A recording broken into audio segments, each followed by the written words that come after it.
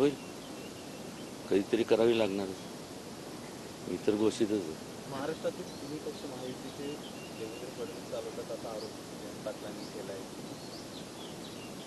शेवटी प्रत्येकाला आपापला पक्ष वाढवायचा आहे, त्यामुळे असे आरोप होत राहणार.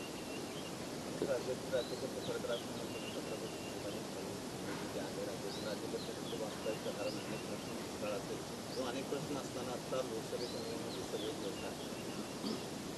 एक लक्षात घ्या, आपण प्रत्येक पक्ष कुठला जरी असला तर प्रत्येकाला वाटतं हे जे समाजसेवेत असतात, समाजसेवेला आयुष्य अर्पण केलेलं असतं, प्रत्येकाला वाटतं की त्यांच्या त्यांच्या शेतकरी वर्ग असेल, उपेक्षित वर्ग असेल, महिला वर्ग असेल किंवा तरुण वर्ग असेल, या सगळ्यांना जास्तीत जास्त त्यांची सेवा त्यांच्या हातून घडावी. काही त्रुट्या निश्चितपणे जरी राहिल्या असल्या तर काळांतराने ते सुद्धा पूर्ण केल्या जातील. नाशिकमध्ये कांदा उत्पादक शेतकरी संकटात येतात. आठवडाभरापासून संप सुरू आहे. त्यात आधीच निर्यात बंदीच्या निर्णयामुळे बाजारभाव पडले होते. त्यात दुष्काळाचं सावट, अशा परिस्थितीत कांदा उत्पादक शेतकरी संकटात.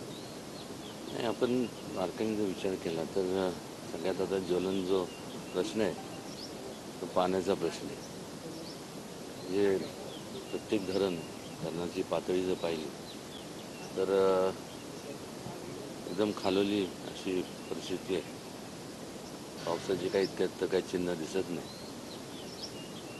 त्यामुळं प्रत्येक जणांनी म्हणजे प्रत्येकाची आपल्या सगळ्यांचं कर्तव्य पाण्याचं व्यवस्थित नियोजन झालं पाहिजे. लोकांपर्यंत म्हणजे म्हणजे पाण्याअभावी कोणाचं म्हणजे जीवाला हानी होऊ नये.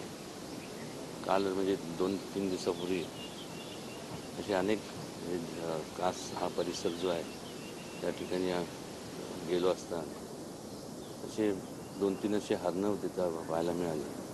हे अक्षर हे मला वाटलं झोपलेत का काय, पण पाण्यामुळं ना ते तिथं हे होते. म्हणजे त्यामुळं जनावरांची आपण सगळ्यांनी आवर्जून घ्या स्वतःची तर आणि कुटुंबाची जशी आपण काळजी घेतो जनावरांची सुद्धा आपण सर्वांनी काळजी घेतली पाहिजे.